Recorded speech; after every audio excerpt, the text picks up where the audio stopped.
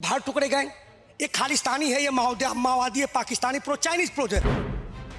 तुम किसान मजदूर विरोधी हो, तुम संविधान के विरोधी हो। हमने पूंजीपतियों के खिलाफ 1947 में लड़ा और आप उनकी गोद में एक बार फिर अमेरिका के बैठे हो। तुम सामंतवादी प्रथा लाना चाहते हो।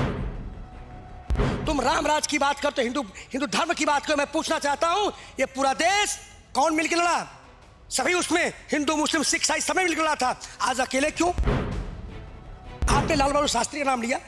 हम उसी लाल बहादुर शास्त्री की धरती से चल के आए हैं। जय जवान जय किसान। और हमने जो संविधान पर खतरा हो गया है, हमने जोड़ा है जय संविधान। ਦਿੱਲੀ ਦੇ ਰਾਮਲੀਲਾ ਮੈਦਾਨ ਦੇ ਵਿੱਚ ਮੌਜੂਦ ਹਾਂ। ਇਹ ਉਹੀ ਮੈਦਾਨ ਹੈ ਜਿੱਥੇ ਲਾਲ ਬਹਾਦੁਰ ਸ਼ਾਸਤਰੀ ਉਹਨਾਂ ਨੇ ਜੈ ਜਵਾਨ ਜੈ ਕਿਸਾਨ ਦਾ ਨਾਰਾ ਦਿੱਤਾ ਸੀ। ਗਾਜ਼ੀਪੁਰ ਬਾਰਡਰ ਦੀ ਗੱਲ ਕਰੀਏ ਤਾਂ ਗਾਜ਼ੀਪੁਰ ਬਾਰਡਰ ਵੀ ਜਦੋਂ ਸਿੰਘੂ ਔਰ ਟਿਕਰੀ ਬਾਰਡਰ ਦੇ ਉੱਤੇ ਕਿਸਾਨ ਡਟੇ ਤਾਂ ਉਹ ਚਰਚਾ ਦੇ ਵਿੱਚ ਰਿਹਾ ਔਰ ਉੱਥੇ ਹੀ ਚਰਚਾ ਦੇ ਵਿੱਚ ਨਾਮ ਰਿਹਾ ਐਮਡੀ ਚਤੁਰਵੇਦੀ ਉਹਨਾਂ ਦਾ, ਜਿਹੜੇ ਕਿ ਲੰਬੇ ਸਮੇਂ ਉੱਥੇ ਡਟੇ ਰਹੇ ਔਰ ਉਹਨਾਂ ਨੇ ਅੰਦੋਲਨ ਦੇ ਵਿੱਚ ਜਿੱਤ ਹਾਸਲ ਕਰਵਾਉਣ ਦੇ ਵਿੱਚ ਇੱਕ ਵੱਡਾ ਯੋਗਦਾਨ ਪਾਇਆ। ਅੱਜ ਇੱਕ ਵਾਰ ਫੇਰ ਤੋਂ ਰਾਮਲੀਲਾ मैदान ਦੇ ਵਿੱਚ ਪਹੁੰਚੇ ਨੇ चतुर्वेदी साहब। एक वो गाजीपुर का बॉर्डर का वक्त था और आज रामलीला मैदान की बात करें, कैसे अंतर देखते हैं और आज किसानों का इकट्ठ क्या सुनेहा दिल्ली तक पहुंचा है? जी, आपने लाल बहादुर शास्त्री का नाम लिया। हम उसी लाल बहादुर शास्त्री की धरती से चल के आए हैं। जय जवान जय किसान। और हमने जो संविधान पर खतरा हो गया है, हमने जोड़ा है जय संविधान। और निश्चित रूप से हम उसको ये देख रहे हैं कि वहाँ से एक लौ जली थी, एक दीपक जली थी। और दीपक का काम क्या? जिस तरह से जब किसान आंदोलन जब नहीं हुआ था, सारे जो सरकार की नीतियों के खिलाफ बात करता था उसको बोला था भार टुकड़े गए। ये खालिस्तानी है, ये माओवादी है, पाकिस्तानी प्रो चाइनीज प्रोजेक्ट। तो वो जो लौ चली है, वो लौ आज पूरे देश में है। उस लौ जो एक मसाल चला है, वो रामलीला मैदान में आज देख रहा है। जो ये कहते थे कि एक समुदाय का एक लोग का, ऐसा नहीं करता। जब सिंघू बॉर्डर पे जो पंजाब किसान लड़ रहे थे, तो हम लोगों ने भी प्रत्येक देश के कोने कोने में ट्रैक्टर यात्रा निकाली संयुक्त किसान मोर्चा के आह्वान पर। लेकिन फिर भी ये कहते रहे बेशर्म कि जो है ये कुछ लोग मुट्ठी भर लोगों का है। लेकिन आज यहाँ पे पूरा भारत खड़ा है और ये बोल रहा है कि तुम किसान मजदूर विरोधी हो, तुम संविधान के विरोधी हो। हमने पूंजीपतियों के खिलाफ 1947 में लड़ा और आप उनकी गोद में एक बार फिर अमेरिका के बैठे हो। तुम सामंतवादी प्रथा लाना चाहते हो। तुम राम राज की बात करते हो, हिंदू धर्म की बात करो। मैं पूछना चाहता हूं, ये पूरा देश कौन मिलकर लड़ा? सभी उसमें हिंदू मुस्लिम सिख ईसाई सब मिलकर लड़ा था। आज अकेले क्यों?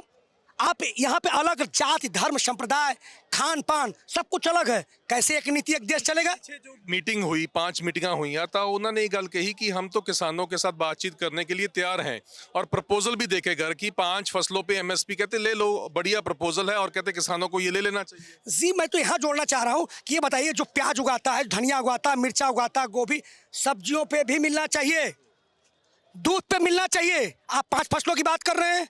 कुछ स्टेट में वो 5 फसलें होती है और स्टेट का लोग क्या करेंगे? हमने 22 जो 23 फसल सब पे चाहिए। ये में झुंझुना चाहिए नहीं चाहिए। और हम लेना जानते हैं, जब इस देश का किसान जब उठ खड़ा हुआ है, ईस्ट इंडिया कंपनी गई, पूर्ववर्ती सरकारें गई, ये भी जाना पड़ेगा। हमें झुंझुना नहीं चाहिए। और आपको ने बहुत टाइम दिया था सर, आपको याद होगा कि हमने 22 जनवरी को वहाँ से गए थे। इनके संजय अग्रवाल ने बाकायदे लिखित आश्वासन दिया था कि एमएसपी बनाएंगे, बिजली बिल कॉर्पोरेशन को नहीं देंगे, वगैरह वगैरह। लेकिन आपने क्या किया? हम 3 महीने के बाद रिमाइंडर राष्ट्रपति के नाम प्रधानमंत्री दिया। आप सोचते रहे जब हम यहाँ आएंगे, अभी कोई आ रहा होगा, कोई ट्रक पलट गई, मर गया, डेथ हो गया, तो कौन जिम्मेदार है? आप जब आएंगे तब बात करेंगे। आप 2 साल क्या करते रहे? ये क्यों नहीं गोद दिया मीडिया बात करें? 2 साल आपने क्या किया? किसान क्यों नहीं आएंगे? आप चुनाव की बात करते हैं, चुनाव का चलता है। अभी योगी का चुनाव आ जाएगा, अभी हाड़े का चुनाव है। चुनाव में मतलब नहीं है। ये लोग निश्चित रूप से ये दोगली बातें करते हैं। हमने इनको 3 साल का टाइम दिया, ये नहीं बात की। आप कौन सा बात करना चाहते हैं? अगर बात कहती है कि हम किसानों के हमदर्दी हैं, किसानों के साथ हमारा नाता है, वो हमारे अन्नदाता हैं और अन्नदाता के लिए तो हम कुछ भी करने के लिए तैयार हैं। सरकार को हम खोज रहे हैं, सरकार है कहाँ? यहाँ तो मोदी गारंटी, मोदी सरकार, भारत सरकार है कहाँ? कोई भारत सरकार की बात कर रहा है? हमने देखा जब 13 दौर की वार्ता हुई थी तो ये जाते थे और पूछ के आते थे। कृषि मंत्री बात नहीं करता था, कोई जवाब नहीं। जाएगा कल, वो जाता था पूंजीपतियों से पूछता था। सरकार है कहाँ? इस देश को अडानी अंबानी पूंजीपति चला रहे हैं, आप भी जानते हैं, सभी लोग बुद्धि जानते हैं। तो है सरकार तो है ही नहीं। सरकार तो बिक चुकी है, हर चीज़ बेच रही है, बना के रेलवे को बनाया, इलेक्ट्रिक को बनाया, बीएसएनएल सब बना के बेच रही है। सरकार तो बढ़िया काम कर रही है। सरकार कहाँ है? हम भी खोज रहे हैं सरकार बढ़ाइए, सरकार कहाँ है? नहीं मिल रही है, सरकार नहीं मिल रही है। मुंडा जी को बना दिया है, मुंडा जी को जाते हैं, पूछ के आते हैं क्या करना क्या नहीं। 2 साल में एजेंडा आप नहीं तय कर पाए, अब आप बात करके क्या करेंगे? आप हमें उसका रिजल्ट दीजिए। ये तो सांकेतिक था, जिस दिन सोचिए कि दिल्ली में हम आके जाएंगे हमको रोक लेंगे, इसको दिल्ली किसने बनाया? मजदूरों किसानों ने बनाया ना। तुम मुट्ठी भर लोग हमें रोक लोगे? तुम गृह मंत्री किसने बनाया? हमने बनाया। कहते कहते रोक लिए, कहते जो शंभू और खनौरी बॉर्डर से आना चाहते थे कहते उनको रोक लिया। ताकत हम देख रहे थे। अभी क्या हुआ? नहले पे दहला। अभी क्या हुआ? चौके पे छक्का हो गया ना। हम दिल्ली में आए ना, कहते थे दिल्ली में के समर्थक दिल्ली में नहीं घुसे, दिल्ली घुसा ना। ये कहते थे कि हम बिल वापस नहीं लेंगे, लिया ना। ये हम लोग जानते हैं इनकी ताकत। ये डरपोक हैं, ये लड़ना नहीं चाहते। हम लोग लड़े हैं। हम सरदार भगत सिंह की कौम है, अशफाकुल्लाह खां के, चरखा आजाद के, सुभाष चंद्र बोस की कौमें हैं। उस देश की सरहद को कोई छू नहीं सकता जिस देश की सरहद की निगहबान जवान, किसान, मजदूर, रेहड़ी वाला, पटरी वाला, सोनी वाला, रोपनी वाला, आप जैसे पगड़ी वाले और राकेश टिकैत जैसे लोग खड़े हो, संयुक्त किसान मोर्चा खड़ा हो, ये टिक नहीं सकते। इनकी औकात नहीं है। ये आप लोग बुज्जी पत्रकार जानते हैं, ये गोदी मीडिया जानती है। चतुर्वेदी साहब ये बताइए, जब ये आज जो ये इकट्ठ हुआ है इससे क्या असर पड़ेगा? क्योंकि आने वाले दिनों में तो कोड ऑफ कंडक्ट भी लग जाना है, चोन जाब्ता जिसको बोलते हैं वो भी लग जाएगा, तो इसका असर क्या नजर आता है? यही तो लड़ाई चल रही है। तानाशाह अपने मशगूल है। अगर हम भूखे मरेंगे तो हम रोटी लूट के खाएंगे। अगर पानी नहीं मिलेगा हम छीन के पानी पिएंगे। ये मेरा मूलभूत अधिकार है।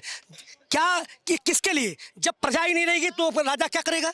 ये आपका जो वोट करवा रहे हैं, वोट किस मायने रखता है? जब प्रजा मर जाएगी तो आपका कोट अलग, सब हम शांतिपूर्वक बैठेंगे। सिर्फ पिछली बार भी चुनाव चल रहा था, हम बैठे थे ना। इनकी दुखती नस इनकी चुनाव है। और हम चुनाव के लिए हमें तीन साल का हमने टाइम दिया है। हम इनको चुनाव बताएंगे जी। वो ये कहते हैं कि किसान बस हरियाणा और पंजाब वाले ही हैं, इनका चलो हमें कोई फर्क नहीं पड़ता, देश भर में तो लोग हमारे साथ है, किसान हमारे साथ। अरे जिंदा कौम है सिख। अभी तक पंजाब में मोदी जी का हेलीकॉप्टर नहीं उतरा है, न उतरेगा।